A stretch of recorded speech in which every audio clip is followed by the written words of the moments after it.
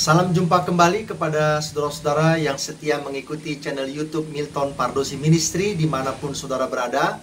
Kali ini kita ada di dalam program Yuk Belajar Agar Paham, belajar pelajaran sekolah sahabat, pelajaran yang ke-8 di kuartal 3 tahun 2020 dengan judul Melayani Seperti Yesus. Sebelum kita akan melanjutkan diskusi pelajaran sekolah sahabat kita ini, mari kita sama-sama berdoa.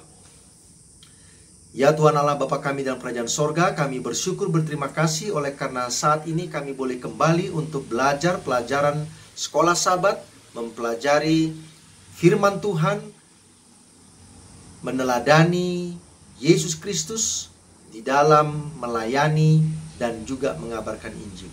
Urapi kami dengan Roh Kudus-Mu ya Tuhan, berkati semua saudara-saudaraku yang telah setia mengikuti pelajaran-pelajaran di channel YouTube Milton Pardosi Ministry, agar mereka selalu mendapatkan kuasa, sukacita, dan berkat jasmani dalam hidup mereka. Terima kasih ya Tuhan, ampuni dosa kami.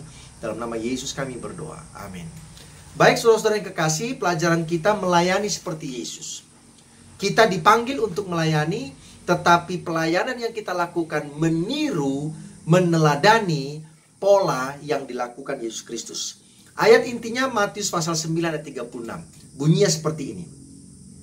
Melihat orang banyak itu, tergeraklah hati Yesus oleh belas kasihan kepada mereka, karena mereka lelah dan terlantar seperti domba yang tidak bergembala. Kata kuncinya yang pertama adalah melihat orang banyak, tergeraklah hati Yesus oleh belas kasihan. Ini menjadi sangat penting saudara-saudara. Siapapun yang kita layani, dimanapun kita melayani, maka motifnya adalah belas kasihan. Kita menaruh kasih, kita menaruh peduli, kita memperhatikan kebaikan orang lain. Lalu yang kedua adalah Yesus menaruh belas kasihan kepada orang-orang yang dia layani, karena Yesus melihat bahwa orang-orang ini baik secara jasmani diwakili dengan kata lelah dan terlantar, baik secara rohani mereka sangat-sangat membutuhkan perhatian dan pertolongan dari Yesus Kristus. Yesus dalam melayani bukan hanya memenuhi kebutuhan rohani seseorang, yang selalu Yesus katakan dosamu ku ampuni, dosamu sudah diampuni. Tetapi Yesus juga melayani kebutuhan fisik, bahkan kebutuhan mental seseorang. Yesus menguatkan orang baik secara jasmani dengan memberikan makanan, memberikan penyembuhan-penyembuhan. Tetapi Yesus juga memberikan pertolongan, bantuan dalam mental dan maupun rohani. Akhirnya apa yang terjadi? Mereka yang menikmati pelayanan Yesus Kristus, maka hati mereka terbuka kepada Yesus Kristus dan hidup mereka diubahkan. Ada 5 metode yang Yesus selalu gunakan di dalam pelayanannya, di dalam pendahuluan sekolah sahabat kita ini. Yang pertama adalah Yesus bergaul dengan manusia dan menunjukkan kerinduannya untuk membawa kebaikan kepada manusia. Jadi Yesus berinteraksi dengan manusia dan dia tunjukkan bahwa dia rindu membawa, mendatangkan kebaikan kepada orang yang dia layani. Yang kedua, dia menunjukkan rasa simpatinya. Yang ketiga, Yesus melayani kebutuhan hidup secara fisik mereka. Yang keempat, Yesus memenangkan kepercayaan mereka. Dan yang terakhir, Yesus memanggil mereka untuk mengikut dia. Nah, apa yang Yesus lakukan dengan 5 hal tadi itu, itulah demonstrasi Injil yang Yesus khotbahkan dan sekarang Yesus hidupkan dalam pelayanannya. Pelajaran yang pertama adalah sikap Yesus terhadap orang lain. Ayat-ayatnya nanti saudara boleh baca dalam Matius pasal 5 ayat 13 dan 14, Yohanes 1 ayat yang ke-9, Yohanes 12 ayat yang ke-46, Filipi pasal 2 ayat yang ke-15, dan Yohanes pasal 17 ayat yang ke-15 sampai ayat yang ke-18. Sikap Yesus terhadap orang lain. Bagaimanakah sikap Yesus terhadap orang-orang yang dia temui? Ada yang dia tidak kenal sama sekali, ada yang sudah pernah berjumpa dengan Yesus, dan ada juga yang Yesus kenal dengan baik. Intinya adalah Yesus terlibat dengan semua orang. Dia tidak membeda-bedakan orang. dia tidak membuat dirinya menjadi eksklusif, sementara orang lain itu menjadi terasing baginya. Di kalangan orang Yahudi, maka ada orang Farisi, ada ahli Taurat, ada orang Saduki, ada orang biasa, dan ada yang mereka sebut sebagai orang berdosa. Di antara orang-orang berdosa ini, ada pemungut cukai, mungkin wanita pelacur, ya, lalu pelanggar-pelanggar hukum, penjahat, dan lain sebagainya. Tetapi Alkitab mencatat bahwa Yesus duduk makan bersama dengan orang-orang yang dikategorikan sebagai orang berdosa oleh orang-orang Yahudi. Ini yang membuat orang-orang Yahudi termasuk ahli-ahli Taurat, orang Farisi, tidak senang melihat Yesus karena Yesus bergaul. Dia duduk, dia makan bersama dengan orang-orang yang mereka anggap justru orang berdosa. Pelajaran kita katakan demikian. Yesus menerima orang berdosa, duduk dan makan bersama orang berdosa. Inilah yang tidak sesuai dengan keinginan para pemimpin agama Yahudi waktu itu. Yesus terang dunia, terang itu sudah datang ke dunia. Yesus tidak beraib, tidak bernoda, sehingga dia dapat menerangi dunia yang beraib dan bernoda ini. Yesus adalah garam dunia, dia adalah terang dunia. Garam dan terang tidak bernoda dan tidak beraib, agar benar-benar membawa rasa kepada dunia yang sudah ditutupi, dicemari oleh dosa. Tindakan Yesus mau duduk, mau bergaul, mau berbicara, mau menolong orang-orang yang dikategorikan orang berdosa itu, itulah tindakan terang dan garam. Terang, dia akan mengalahkan kegelapan. Garam, dia akan memberikan rasa kepada makanan-makanan yang sudah menerima garam. Terang masuk ke dalam kegelapan, tidak menghindari kegelapan, menyinari kegelapan, menembus kegelapan.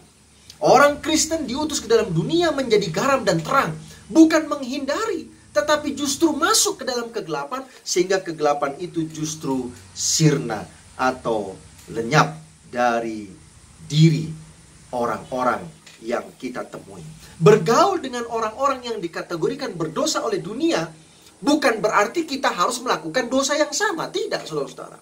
Kita boleh bergaul dengan orang-orang yang dikategorikan dunia orang berdosa, tetapi kita tetap menjaga kekudusan hidup kita, sehingga kita betul-betul dapat menjadi terang yang sesungguhnya bagi orang lain.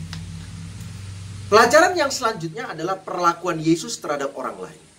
Ayatnya adalah dalam Matius pasal 8 ayat 5-10, Markus 12 ayat yang ke-34, Yesaya pasal 42 ayat yang ke-3, Kolose pasal 4 ayat yang ke-5 dan yang ke-6, dan Efesus pasal yang ke-4 ayat yang ke-15. Perlakuan Yesus terhadap orang lain. Saya bisa ringkaskan ada beberapa. Yang pertama adalah Yesus ramah. Yesus itu ramah. Dia menyambut siapa saja yang datang kepada dia. Bahkan orang-orang yang membenci dia, yaitu orang Farisi, ahli Taurat, yang sering memberikan pertanyaan-pertanyaan untuk menjebak Yesus. Tapi Yesus selalu sambut dan jawab dengan ramah. Yang kedua adalah Yesus selalu berusaha untuk mengeluarkan, mengeksplor yang terbaik dari diri orang yang dia temui. Ini penting, saudara. Karena setiap orang yang hidupnya ini pasti mempunyai sesuatu yang baik dalam dirinya. Dan itulah yang Yesus ingin untuk Yesus keluarkan. Yang baik itu harus dikeluarkan dari dalam diri orang tersebut. Dan yang ketiga, bagaimana sikap Yesus terhadap orang yang dia temui. Dia selalu mencari hal-hal yang positif dalam diri orang itu. Kalau orang lain selalu berusaha mencari hal-hal negatif, tetapi Yesus selalu berusaha mencari hal-hal yang positif dalam diri orang yang bertemu dengannya. Yesus berusaha mencari hal yang positif. Yesus berusaha untuk mengeluarkan hal-hal yang baik dalam diri seseorang. Ini yang Yesus juga sampaikan kepada perwira Romawi yang datang kepada Yesus oleh karena dia meminta tolong agar Yesus boleh menyembuhkan hambanya. Tetapi apa yang terjadi? Yesus melihat iman yang luar biasa dari sang perwira ini. Sehingga Yesus katakan, Yesus belum pernah melihat iman yang luar biasa yang dimiliki sang perwira ini di tengah-tengah bangsa Israel. Kepada sang ahli Taurat, Yesus berkata bahwa sang ahli Taurat itu tidak jauh dari kerajaan Allah. Itulah tadi ayat-ayat yang saya sebutkan di Matius pasal yang ke-8 ayat 5-10 dan Markus pasal 12 ayat yang ke-34. Sang perwira katakan, engkau tidak perlu datang ke rumahku, cukup katakan saja di sini, maka anakku itu, hambaku itu akan apa? Akan sembuh. Luar biasa. Dia tidak perlu datang ke rumah perwira itu. Yesus tidak perlu datang ke rumah perwira itu. Tetapi perwira itu percaya dengan hanya mengucapkan satu kalimat sederhana tentang kesembuhan, maka kesembuhan itu akan terjadi kepada hambanya. Apa yang Yesus lakukan kepada orang-orang yang datang kepada dia? Apa yang bisa kita pelajari dari pengalaman atau sikap Yesus kepada orang lain adalah seorang penginjil harus berusaha melihat kemampuan, sikap maupun kesanggupan yang positif dalam diri mereka yang akan menjadi tujuan Injil itu. Jangan fokus kepada keadaan yang bisa dilihat mata jasmani, segala kekurangan-kekurangan itu. Tapi lihatlah kerinduan besar dari orang yang kita temui yang menjadi target untuk mendengarkan Injil. Yesus tidak menolak siapa saja yang datang kepadanya. Siapa saja. Ya. Mau itu orang Yahudi, mau itu bukan Yahudi, mau itu orang Yahudi yang dianggap berdosa, Yesus terima. Kata-kata Yesus penuh kasih. Tidak hambar, tidak memaksakan kebenaran, namun menunjukkan kerinduannya yang besar bagi keselamatan orang yang bertemu dengannya. Yesus menghargai manusia yang mungkin sudah tidak dihargai oleh manusia itu sendiri.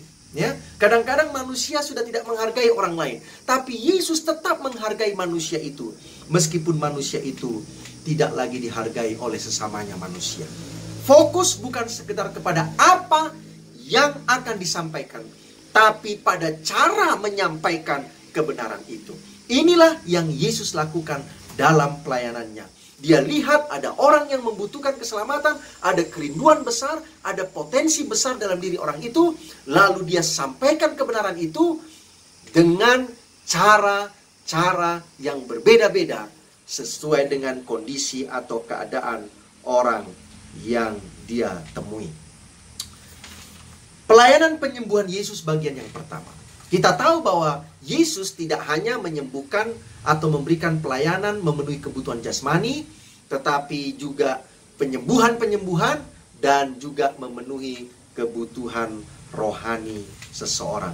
Pelayanan penyembuhan Yesus bagian yang pertama, ayatnya nanti saudara boleh lihat di Matius pasal 9 ayat 1-7, Markus 5 ayat 25-34, di mana Yesus merindu menyembuhkan manusia, namun bukan sekedar penyembuhan jasmani, melainkan juga penyembuhan rohani. Berulang kali Yesus katakan, dosamu diampuni, imanmu telah menyelamatkan engkau, sembuhlah engkau, pulanglah dengan selamat, dan lain-lain sebagainya. Ketika Yesus menyembuhkan seseorang, dalam ayat-ayat yang tadi saya katakan, Matius pasal 9, Markus pasal 5, Yesus menyembuhkan orang yang lumpuh, Yesus menyembuhkan wanita yang sakit pendarahan. Yesus memenuhi kebutuhan mereka, bukan sekedar penyembuhan jasmani, melainkan juga penyembuhan rohani. Yesus berkata, dosamu diampuni, imanmu telah menyelamatkan engkau. Bagi Yesus, penyembuhan fisik tanpa penyembuhan rohani tidaklah lengkap. Ini penting. Jadi kita sebagai penginjil, ketika kita menemui orang yang sakit mungkin, atau menemui orang yang sedang bergumul dengan penyakitnya, maka kita juga menawarkan kepadanya kesembuhan ilahi secara rohani agar dia berubah, dia bertobat, dia meninggalkan dosa-dosanya, dan juga memohonkan kepada Yesus Kristus untuk kesembuhan jasmani bagi orang tersebut. Ada banyak cara dapat digunakan untuk melepaskan manusia dari beban-beban hidup, baik jasmani maupun rohani. Beberapa cara itu adalah melalui doa, melalui kesaksian pribadi kita yang mungkin kita juga sudah pernah mengalami, baik kesembuhan jasmani terlebih kesembuhan rohani. Memberikan pertolongan langsung baik secara materi maupun bantuan yang lain. Memberikan konseling agar dia boleh mendapatkan solusi-solusi di dalam menghadapi penyakit-penyakit yang dia derita. umat Tuhan juga dapat melakukan hal-hal yang seperti Yesus lakukan, ya. Ketika secara jasmani kita memberikan bantuan atau solusi kepada mereka yang sedang bergumul, maka di saat yang sama kita juga menawarkan bantuan atau solusi secara rohani. Jadi inilah bagaimana Yesus mengadakan proses penyembuhan. Dia sembuhkan secara rohani, lalu dia sembuhkan juga secara jasmani. Karena penyembuhan jasmani tanpa penyembuhan rohani, maka itu tidak akan terlalu membawa manfaat yang luar biasa. Pelayanan penyembuhan Yesus bagian yang kedua, ayatnya adalah dalam Matius pasal yang keempat ayat 23-25, Matius pasal yang ke-9 ayat yang ke-35, lalu Markus pasal yang pertama ayat 32-39. Di dalam ayat-ayat ini maka ada 4 hal yang Yesus selalu lakukan dalam pelayanannya. Yang pertama adalah Yesus selalu berkeliling.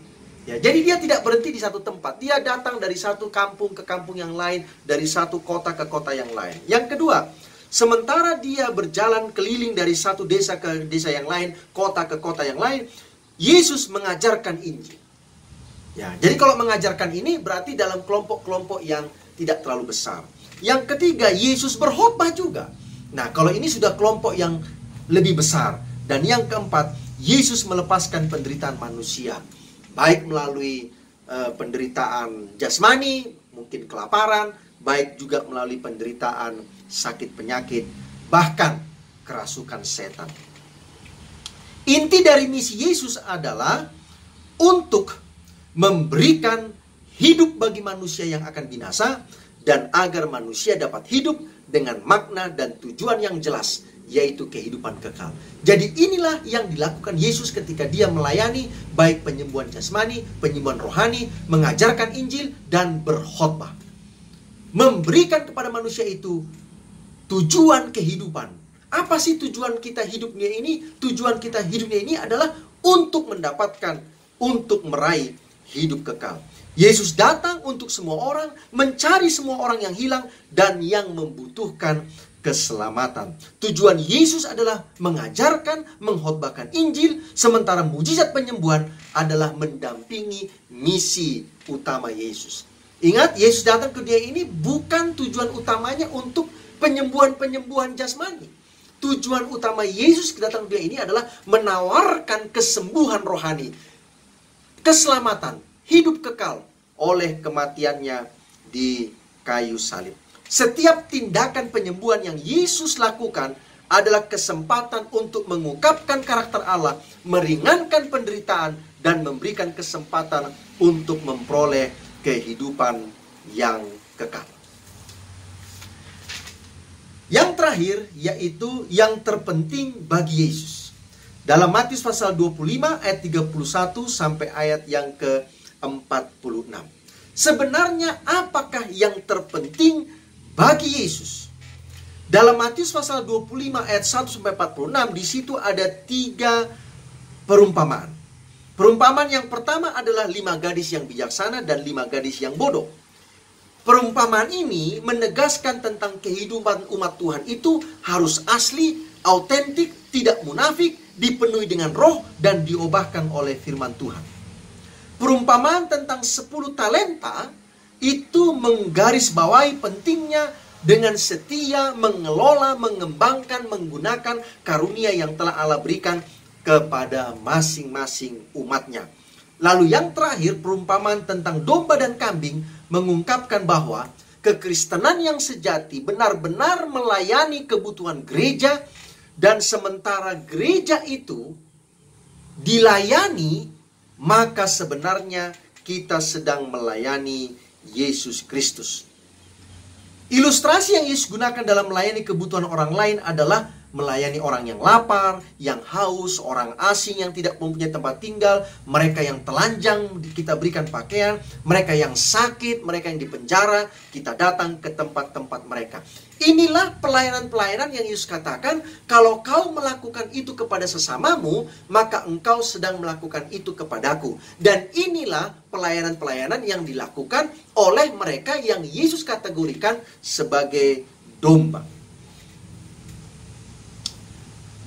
Ciri-ciri domba dalam perumpamaan domba dan kambing itu sama dengan Apa yang Yesus katakan, yang tadi saya sudah katakan, memberi makan, memberi minum, memberi pakaian, memberi tumpangan, ya, melawat orang yang sakit, mengunjungi mereka yang di penjara. Namun tindakan-tindakan terhadap kebutuhan jasmani itu sebenarnya menggambarkan tindakan-tindakan memenuhi kebutuhan rohani seseorang. Jadi ketika saya memberikan makanan, memberikan minuman, pada saat yang sama saya juga sedang menunjukkan kasih Allah kepada mereka. Dan pada saat yang sama saya juga sedang berusaha memenuhi kebutuhan rohani.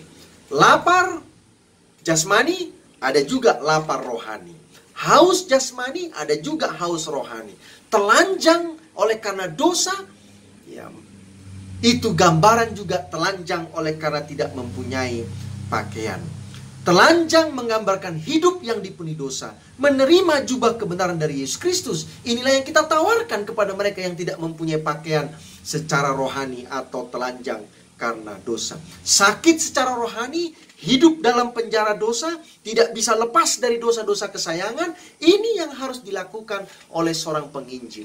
Jadi gambaran Yesus tentang lapar, haus, tidak punya pakaian, sakit, di penjara, ini adalah menggambarkan kondisi rohani seseorang juga. Ya, boleh saja kita tidak memberikan makanan kepada orang lain karena orang itu punya makanan. Tetapi jangan-jangan dia sedang hidup dalam dosa kesayangan mereka. Sementara orang asing yang kita berikan tumpangan menggambarkan tidak memiliki identitas diri yang jelas. Karena dia tidak punya tujuan hidup apa-apa. Dan disitulah kita memberikan kepadanya tumpangan, yaitu rumah keselamatan di dalam Yesus Kristus. Kesimpulan pelajaran kita sepanjang pelajaran yang ke-8 ini, yaitu melayani seperti Yesus, saya ada catat beberapa hal di sini. Yang pertama adalah, boleh saja ada orang-orang yang tidak peduli kepada hal-hal rohani, keselamatan, dan Yesus Kristus. Namun di dunia ini tidak ada orang yang tidak peduli dengan tindakan-tindakan simpati dan uluran tangan memberikan bantuan.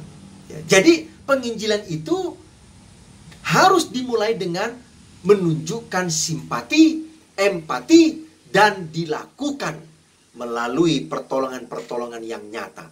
Karena boleh saja orang menolak Injilnya. Kalau Injilnya kita bawa terlebih dahulu, mungkin kita ditolak. Tetapi kalau kita membawa bantuan-bantuan, baik itu secara fisik, mungkin itu bantuan-bantuan yang bukan secara fisik, mungkin nasihat, mungkin doa, mungkin dorongan, mungkin solusi, maka itu akan membuka pintu kepada tahap yang berikutnya, yaitu penerimaan Injil. Simpati, empati, kasih yang ditunjukkan secara praktis itu akan menghancurkan tembok penolakan terhadap Injil. Ini yang akan menghancurkan sikap tidak peduli seseorang kepada keselamatan, Injil, dan Yesus Kristus. Dan Yesus melakukan hal yang sama. Yang kedua, pelayanan Yesus tidak mementingkan diri sendiri. Pelayanan yang tidak mementingkan diri sendiri ini akan membuka hati orang yang dingin kepada Injil. Orang yang dingin kepada keselamatan. Akan menghancurkan prasangka dan menciptakan penerimaan terhadap Injil. Umat Tuhan harus masuk ke dalam dunia, namun tidak menjadi seperti dunia. Ini bagian yang ketiga. Yesus masuk ke dalam dunia, bergaul dengan dunia, tetapi dia tidak menjadi seperti dunia. Umat Tuhan membuat perbedaan dalam dunia. Melalui apa? Simpatinya, melalui sikap tidak mementingkan diri, tidak mencari keuntungan, dan menunjukkan ketulusan hati untuk memberikan pertolongan dan membawa kabar keselamatan. Demikianlah pelajaran sekolah sahabat kita yang ke-8, kiranya kita boleh bertambah di dalam pemahaman kita bagaimana Yesus melayani orang lain. Tapi yang paling penting, mari kita belajar kita untuk praktekkan dalam hidup kita, melayani orang lain, kebutuhan jasmani mereka, dan juga terlebih kebutuhan rohani mereka. Tuhan memberkati kita semuanya, mari kita berdoa.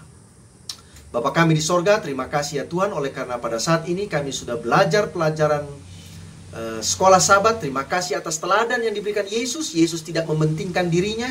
Yesus mempunyai belas kasihan yang luar biasa melihat manusia yang lelah, terlantar, tidak punya gembala, sehingga Yesus mau bergaul dengan siapa saja, bahkan dengan orang berdosa.